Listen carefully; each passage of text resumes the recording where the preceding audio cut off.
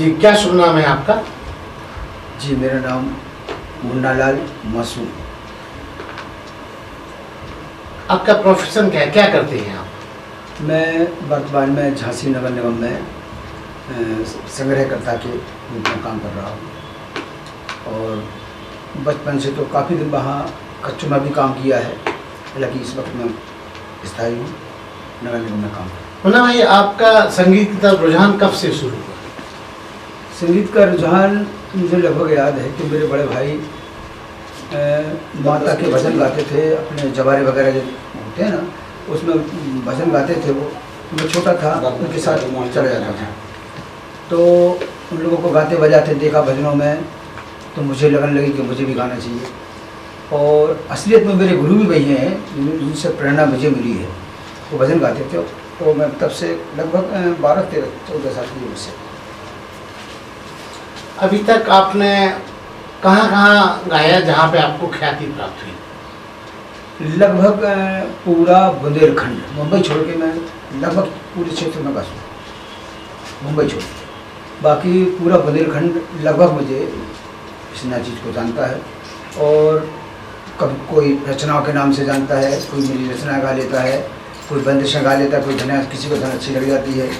इस तरह से आकाशवाणी पे भी गाया मैंने, दूरदर्शन पे भी गाया मैंने, और आज भी सेवा कर रहा हूँ। मुन्ना भाई, आपको ये जो रचनाएं जो आपने गाई हैं, तो ये लिखी भी आपने हैं? जी हाँ, मैं कभी बार किसी और की रचना को मैं हो सकता है कि मुझे पसंद नहीं आई हो, या कोई बात मुझे इधर की इधर करनी है, चुभ गई। हाँ, तो उस कवि से कहने से क्या है कि उसकी गुस्सा का भाजन बन जाता है। तो मैंने सोचा कि उल्टा सीधा जो कुछ लिखो, तो मैं खुद लिख के जो भी रचना है मैं खुद लिखता हूँ, टोटल लगभग गाता हूँ। मुन्ना भाई ने और ऐसा क्या किया जो मुन्ना भाई अब आगे, और मतलब ऐसी कोई ख्वाहिश है जो आपकी अभी पूरी ना हुई, जो करना चाहते हैं? नहीं, ख्वाहिश तो मेरी एक ही है कि बुंदेली बहुत आगे जाए। और कुछ लोग हैं बुंदेली को पीछे ढकेलने के मूड में लगे हैं, अभी भी लगे हैं। नए नए कलाकार हैं, इतने गंदे गीत गाते हैं जो माँ बेटी बैठ के अपनी बहनों के साथ नहीं सुन सकते। तो उन लोगों से यही निवेदन है, हाथ जोड़कर मेरा, कि वो इस तरह के गीत ना गाएं, तो ऐसे गाएं कि मर्यादा अपनी बनी रहे, ताकि इस बुंदेलखंड को लोग बहुत से रहे, मुंबई में भी रहे या इस बुंदेलखंड के लोग, लेकिन बुंदेली को उन्होंने आगे बढ़ाने का काम नहीं किया। ये मेरी शिकायत। मुन्ना भाई, आपने कभी कोशिश की और आगे नई पायदान चुनने की, जैसे मुंबई और बड़े किसी प्लेटफॉर्म को ढूंढने की? नहीं, खरे साहब हुआ क्या कि मेरे घर की आर्थिक स्थिति बहुत कमज़ोर थी। मेरे पिताजी लकड़ी फाड़ते थे, माताजी सब्जी बेचती थी, घर की हालत बहुत ख़राब थे। इसलिए जितना हो सका प्रयास किया मैंने, यहीं कहीं करने की कोशिश की। मुंबई जाने का एक बार मौका भी मिला मुझे, तो क्या है, मेरी माँ ने मना कर दिया कि नहीं, वहाँ नहीं गाओ। नौकरी मिल रही थी मुझे गाने की, सिर्फ होटल में गाना था मुझे, तो माता जी ने मुझे जान ली। आपने इतना कुछ किया, आप अपनी रचनात्मक कार्यों से संतुष्ट हैं या अभी भी और कुछ करना आपके मन में शेष है?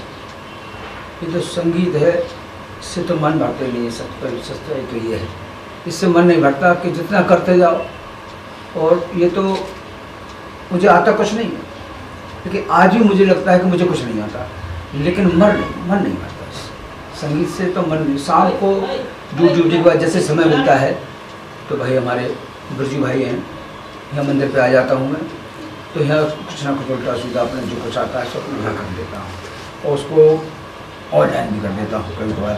ये जैसा कि आप बता रहे थे कि आपको मंच में बहुत सारा सराहा गया, लोगों ने आपकी रचना को पसंद किया गया, तो जितना सम्मान आपको मंच पे मिला, उतना ही सम्मान आपकी कला को आपके घर में मिला? जी, घर में भी ईश्वर की कृपा है, आप सबका आशीर्वाद है, ठीक ठाक हैं। 2 बच्चे हैं मेरे, और एक बच्चा मोबाइल की दुकान खोले हैं, एक ड्राइवरी करता है, मेरी खुद की गाड़ी लगी हुई है। और एक बहू है, एक बच्चे की मैं शादी करने जा रहा हूँ, एक लड़की की शादी कर चुका हूँ। और लड़का मेरा दामाद मेरा रेलवे में कार्यरत है। तो परिवार भी हमारा ठीक। तो अगर आपसे कल्पना करने को कहा जाए, अगर पूछा जाए, तो अगले जन्म में भी मुन्ना मासूम की तरह ही पैदा होना चाहेंगे या कुछ नया बदलाव लेके आना चाहेंगे? अब अगला जन्म किसने देखा, कैसा नहीं, लेकिन फिर भी अगर कहा जाए, अब मानने को तो मान लेते हैं, क्या दिक्कत है, आपने कहा है तो कि अगला जन्म। मैं समझता हूँ कोई अगला पिछला कोई जन्म नहीं है, जो करना चाहे आदमी वह ही कर ले। तो अगला जन्म किसी ने नहीं देखा और मैं नहीं मानता कि पिछले का अगला जन्म होगा या नहीं होगा। जो वर्तमान में ज़िंदगी है मैं उस पर ज़्यादा विश्वास रखता हूँ और मेरा अंदाज़ है कि मैं इसीलिए आज यहाँ तक हूँ, वर्तमान में जो है तो इस पर ज़्यादा भरोसा रखता हूँ। क्योंकि इतने ऐसे ऐसे दौर देखे हैं मैंने, ईश्वर दूसरों को ना दिखाए के मतलब कमज़ोर थे, अच्छे हैं तो सबको दिखाए, लेकिन और आज भी वो दौर देख रहा हूँ। कलाकारी की लाइन में तो ये देख लीजिए कि जो सच्चा कलाकार है आज भी भूखों मर रहा है, आज भी भूखों मर रहा है। प्रशासन शासन की तरफ से उनकी तरफ कोई ध्यान नहीं है।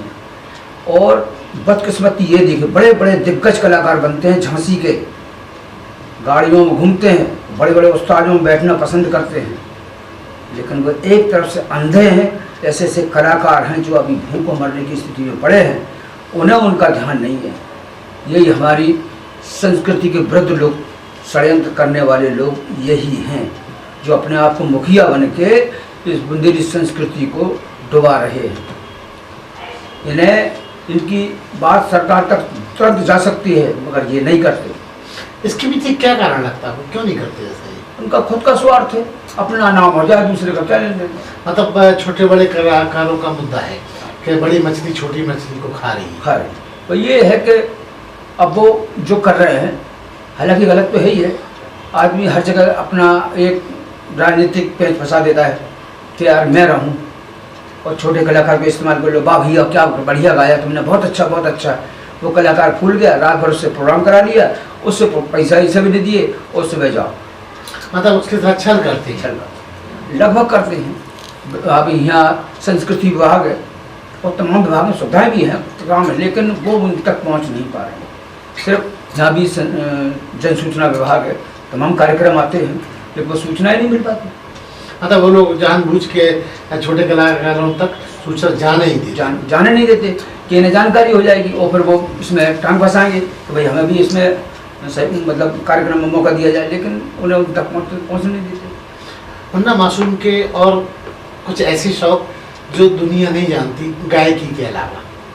नहीं, ऐसा कोई शौक नहीं है, बस बीड़ी पीता हूँ मैं, और बीड़ी शौक में नहीं आती, और कोई शौक नहीं, बस मस्त रहता हूँ। प्रयास करता हूँ कि हमसे किसी और को कष्ट ना हो। कि गोलियों से डर नहीं लगता, गोलियों से डर नहीं लगता, डर नहीं लगता से,